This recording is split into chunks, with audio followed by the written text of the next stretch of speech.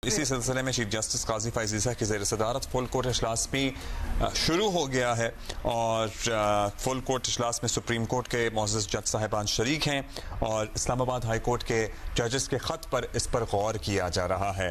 ज़ाहिर है बड़ा ही अहम मामला है। नुमाइंदा खुसूसी अब्दुल क़य्यूम सिद्दीकी हमारे साथ मौजूद अभी थोड़ी देर में हमें ज्वाइन करेंगे, उनसे ऑफ कोर्स हम डिटेल्स लेंगे। लेकिन अब्दुल्ला आप सही कह रहे हैं कि बड़ा अहम मामला है और जो हमने पर्सपेक्टिव लिया है उसमें यही बात सामने आई है कि ये बातें पहले भी हो चुकी हैं और इन पे अगर पहले एक्शन ले लिया गया होता तो things would have changed by now. They would have been different by now.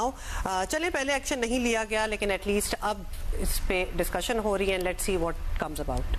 Certainly. और अब ये मामला आ ही गया है तो इस मामले पे भी गौर ख़ौज़ होना चाहिए और जो दीगर इसमें पॉलिटिकल पार्टीज़ ही कह लें, जो दीगर पॉलिटिकल पार्टीज़ का मौक़िफ़ है कि भाई थोड़ा सा पहले से शुरू कर लें, इसको देखना, इसको जांचना। और जैसे शौकत अज़ीज़ सिद्दीकी भी अब तो बरी हो गए हैं, उनके साथ क्या हुआ और उनको किस तरह से फिर फारिग किया गया उस पर भी गौर ख़ौज़ हो जाए। हमारे साथ हैं जी, आप काफ़ी देर से रिपोर्ट कर रहे हैं इस पे, सेशन क्या शुरू हो गया है, बातचीत चल रही है, क्या एक्सपेक्टेशन है? जी देखें, जो फुल कोर्ट मीटिंग है वो शुरू हो चुकी है क्योंकि 4 बजे का वक्त था जो कि दिया गया था। तमाम जज साहिबान बैठे हुए एक मीटिंग रूम के अंदर और वहाँ पर जो है वो जाहिर है कि जो भी उस खत के कंटेंट्स हैं उसके अंदर जो कुछ जिस तरह से बयान किया गया और जो इल्ज़ाम लगाए गए हैं उस पर जो है वो जज साहिबान गौर करेंगे और फिर उसके बाद हमें तवक्को ये की जा रही है कि इस हवाले से कोई इंस्टीट्यूशनल रिस्पॉन्स जो है वो इस फुल कोर्ट मीटिंग के बाद जो है वो सामने आएगा।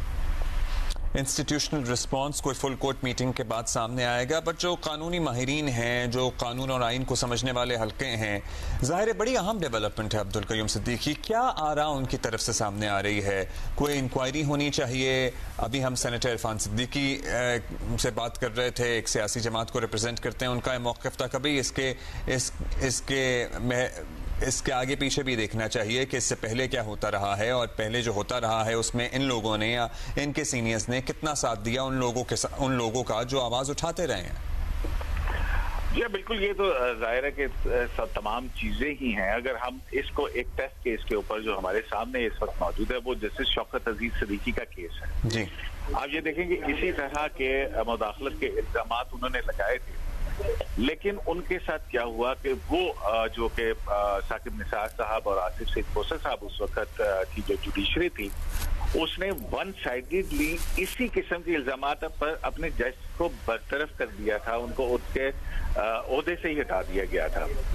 लेकिन यहाँ पे अब वही जस्टिस शौकत अजीज सिद्दीकी का केस है जो आज से 23 मार्च को जिसका तफसीली फैसला जो आया है और उसके अंदर उस फैसले को कलअदम करार दिया इस जुडिशरी ने और कहा कि जज को भी ड्यू प्रोसेस ऑफ लॉ मिलना चाहिए और अगर इंक्वायरी के बाद जो है वो जस्टिस शौकत अजीज सिद्दीकी के इल्जामात गलत साबित होते तो फिर वो जुडिशियल मिसकॉन्डक्ट के मसले होते। तो उससे पहले ये इस तरह से उनको बगैर अपॉर्चुनिटी दी है वो किया।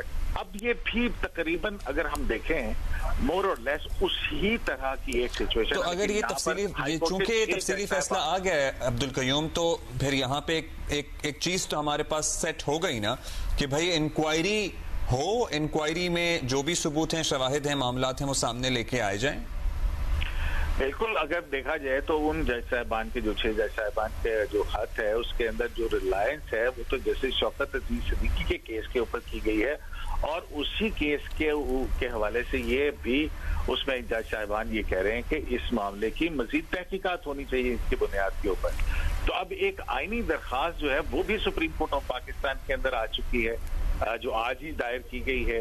अब ये फुल कोर्ट की मीटिंग है, अब इसमें जाहिर है जो जज साहिबान के जो भी तहरीर है उसका जायजा लिया जाएगा। अब एक बात ये भी देखने वाली है कि ये तमाम वाक़या जिनका जिक्र हो रहा है ये 2023 के उस अरसे के दौरान में है जब उमर अता बंदियाल साहब चीफ जस्टिस ऑफ पाकिस्तान थे और उनसे मुलाकातें भी की गई और ये सारा कुछ हुआ, लेकिन फिर भी उसके बावजूद भी जो है वो शिकायत नहीं गई और फिर अपने हाई कोर्ट के चीफ जस्टिस के हवाले से। तो ये एक तरह से बहुत सारे इसके अंदर से सवालात जो है वो जन्म लेते हैं कि जजेस क्या दबाव के अंदर काम करेंगे, क्या उनके ऊपर इस तरह से अनड्यू प्रेशर होगा, کیا ہمارے جج صاحبان جب اس طرح کی جب ایک بات کرتے ہیں ایک پریشر کے حوالے سے، تو جو کیے گئے مقدمات ہیں تو پھر اس کے اوپر بہت سارے سوالات کھڑے ہو جاتے ہیں کہ کیا وہ دباؤ میں کیے گئے یا غصے کے اندر فیصلے کیے گئے.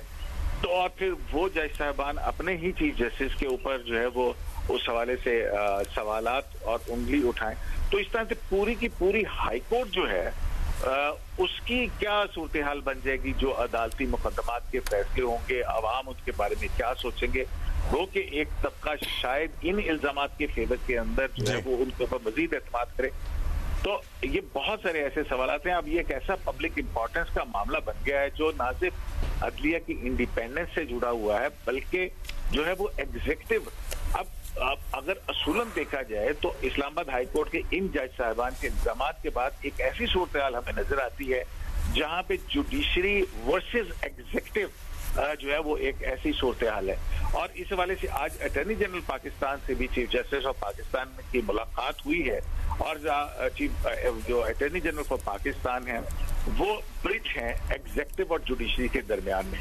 تو وہ جو بھی کنسرنس ہیں وہ ایگزیکٹو برانچ کو بھی پہنچائے گئے ہیں. تو اب جو ہے فل کورٹ میٹنگ کے اندر دیکھتے ہیں کہ تمام جج صاحبان جو ہے اس خط کے حوالے سے اور آئندہ چیزوں کو روکنے کے یہ فل کورٹ میٹنگ ابھی چل رہی ہے.